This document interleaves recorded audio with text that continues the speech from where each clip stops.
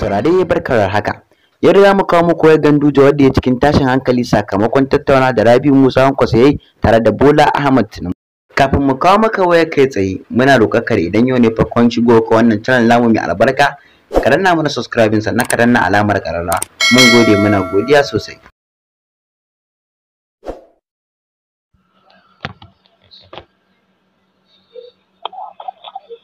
Hello? Hello? Michael ce. Kana gajiya? Na gida aika. Alhamdulillah ya Abuja. Allah ga ta kama yi ko. Da wayar Allah. Gari Kano ya cika da surutu. Kuma na ga maka maganar nan kace mun ba gaskiya bane ba zan ce. Na ce maka ga abin da ke faruwa ga abin da ke faruwa. Kace wata maganar ma an yi ta ai sai kai ta mamaki ta ya za a yi kaza shi maka to shi kenan na yi na kyale to ai ko da ma na yi duk sai ka zuba abin da za mu iya yi wanda abu da kai ko ba haka ba amma a lokacin haka iya magana da shi ai you can call him talk to him to ce da shi ne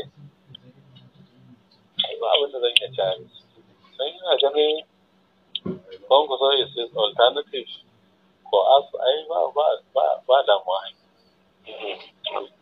kai da haka wannan ba za ta wannan kaf kai ka san ba za ta yi kawai dai tunda dai ba mu da gwamnati kuma saboda kai ai kuka da zaka zo ran alamin da ka ce go kuma saboda idan ne ma muka rasa gwamnatin ya da kai hakuri ai dai magana kyauta ne da ka ko miki ka san ba kyauta maka ba kawai dai kai hakuri sai ka zo kamata yi in zai gan shi kamata yi mu ma ya kira mu ko ba gane ba ko symbolically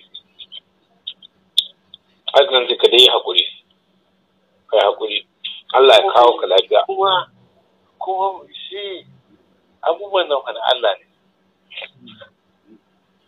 ne gaskiya ne calculation da yake yi a very wrong calculations duk wani calculation da yake ba a nan take ba ai ban nawa ba a nan duk na gaya maka kowa zai ji tsoron hidimai